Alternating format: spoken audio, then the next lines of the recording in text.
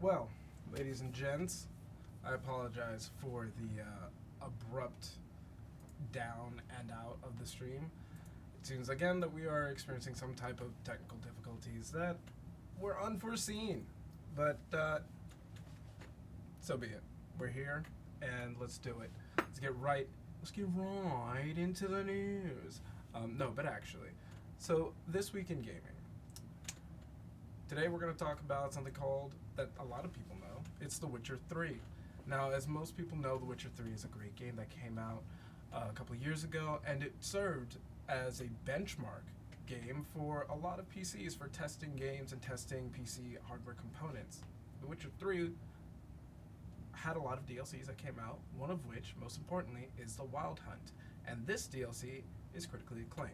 That being said, it's so good that CD Projekt Red has decided that they're going to not re-release per se, but they're going to send out a free DLC for The Witcher 3 Wild Hunt with next-gen updates, which means this game, with the DLC, is going to look beautiful. It's going to look fantastic. It's going to look delicious. And we're going to love it. We're going to sop it up, and it's going to be so good. The game, or rather the DLC release, is confirmed to be released for December. And as said by CD Projekt Red, these updates will include ray tracing support, faster loading times on consoles, so there you go for the console players, and as well as a variety of mods that came from the community, and they're going to be integrated into the natural experience of the game, among some other stuff. So, as for content, all of the previously released content that has gone into the Witcher 3 Wild Hunt is going to be in that game once this DLC is out. They're not taking anything out. It's all going to still be there and all that same DLC. And on top of that, they're going to add new content, which is going to be from that Witcher series that we all saw, potentially, on Netflix. And if you haven't seen it, go watch it before our boy is no longer the Witcher. So, I mean, what do you think? Is it worth downloading Witcher 3 again and going through another run? Let me know. On the next up for the docket, we've got the 2022 Game Awards. The voting is open.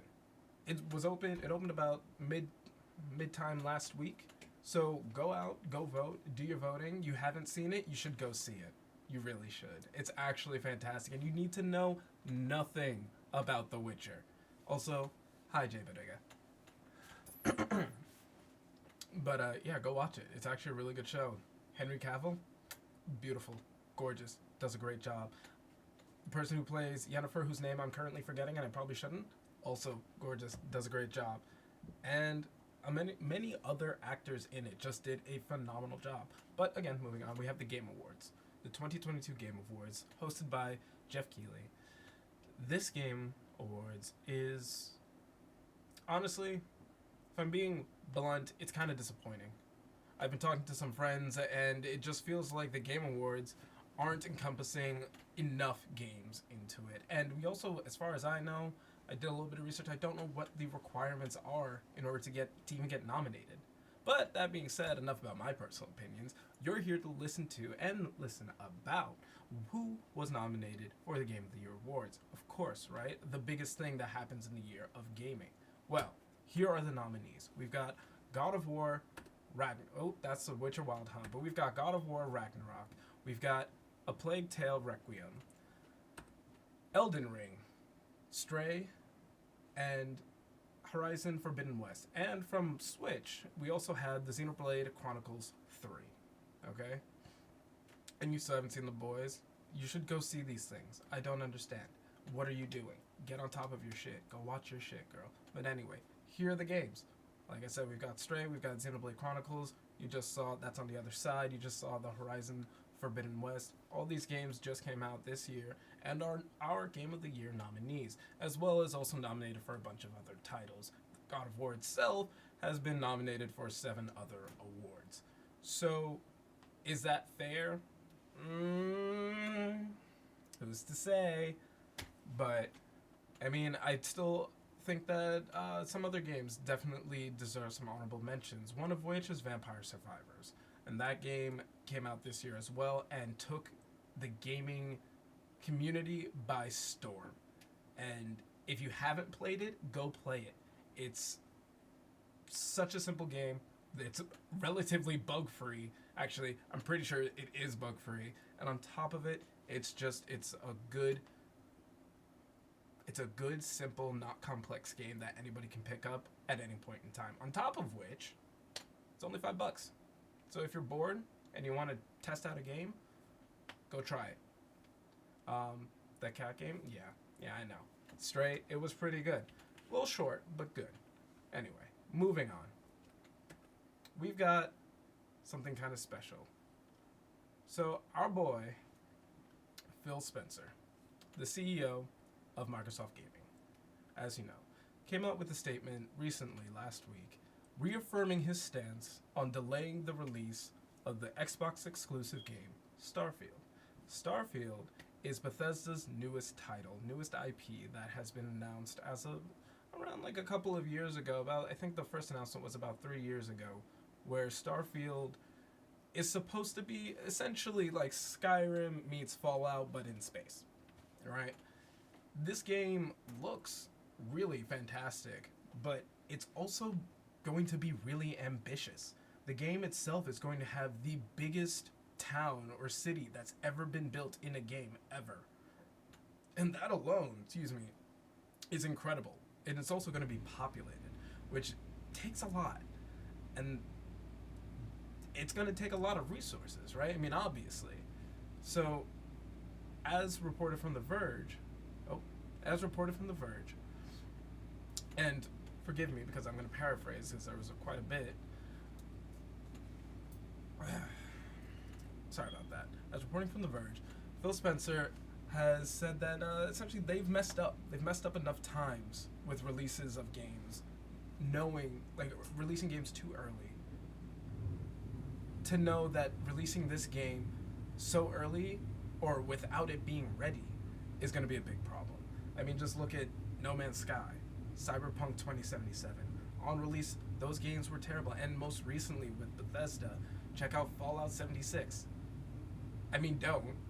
But if you want to be hurt by a company, go check it out. The point is that after the acquisition, Phil Spencer has not just realized, but also supports giving these devs enough time to make the games that they want to make, which is important. It's also to encourage them that, being under a larger name and having that larger title and brand, having other facets of income, but gives them that freedom to kind of put all this effort into the games, which, quite honestly, I agree. I think that a lot of games like this need to be polished. They need the time that is required to get everything in. I mean, take a look at the Pokemon series, right? The Pokemon series itself doesn't ever get enough time to produce these games because they're all on a schedule to release with the games. The games have to be on schedule to release with the animes and whatever else, the merchandise and everything else that's coming out. So the devs just don't get enough time. And as it shows in many Pokemon games, you can see where things are lacking. But that's a different company and a different game. I just hope that with this acknowledgement and this public statement, that it will encourage other game companies to think about their devs a little bit more and give them some time to actually complete and polish these games before they're released. And maybe, just maybe, we can go back to the days of when we had games completed on first release and everything thereafter happened to be DLC or like minute bug fixes, instead of getting broken games that need updates, day one patches and everything else. Maybe we'll get there again, maybe we won't. We'll see. But I should also mention that, as you can see here on that side, that's Redfall. That's another game that's going to be released as an Xbox exclusive, and that is also going to be delayed for the same reasons. Just in case you were wondering what these games are. And just so you know, we do have a kind of a rough time period of when these are going to be released. They're going to be released in the first half of 2023. So I'm willing to bet probably in February, earliest, latest, April, probably something like that.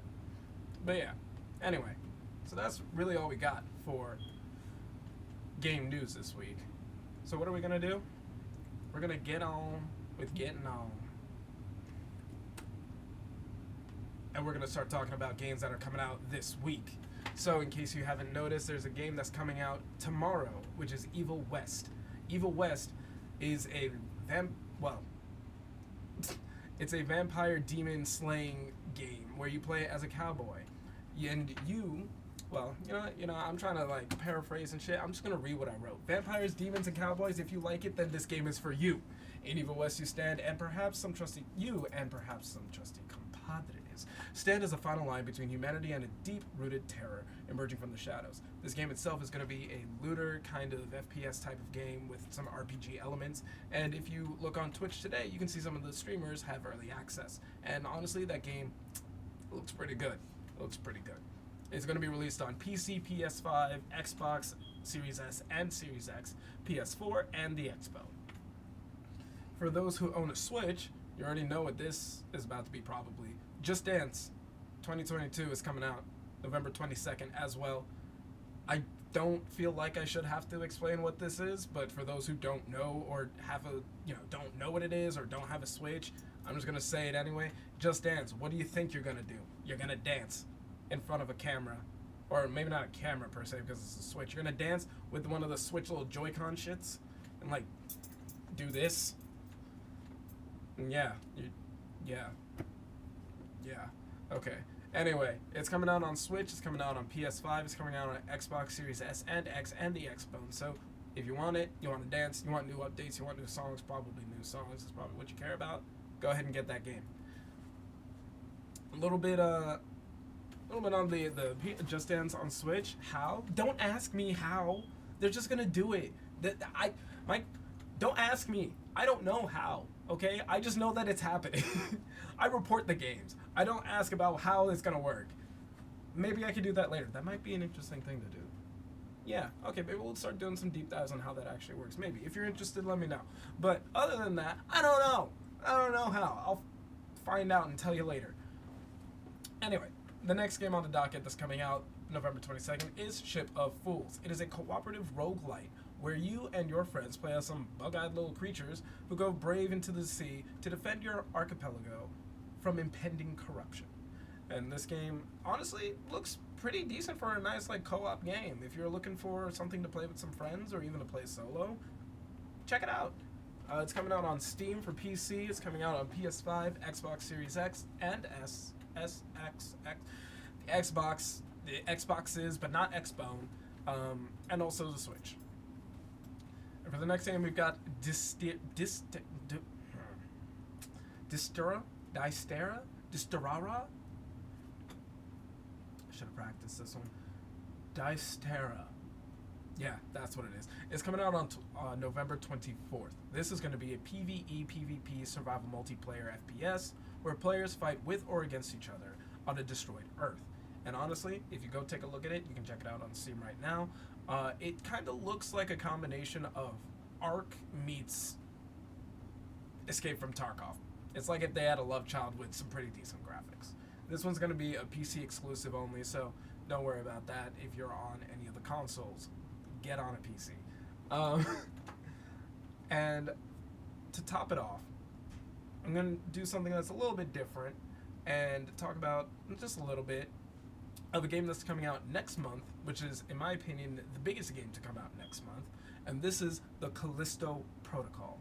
Okay? Callisto Protocol is a horror sci-fi space shooter where you get to play as Jacob Lee, trying to survive and escape the Black Iron prison while everybody around you is turning into a monster, a horrific, chaotic creature that is just bloodlusting and obviously trying to kill you. It's very reminiscent of the Dead Space franchise, but with a nice nuance to it, it seems like. And honestly, I'm very excited for this game. So keep an eye out for that. It's going to be awesome. And it's also going to be on PS5, Xbox Series S and X, Xbox, PS4, and of course, PC, where it's going to be played the best. That's going to be it for tonight, ladies and gentlemen. I, again, apologize for the technical difficulties. Those will be sorted out for next week's show and next week's broadcast. And you're all beautiful as usual. And until we meet again, well, rather, until next time, stay gold, alright, everybody? Y'all are awesome. And I'll see you next week. Okay, bye.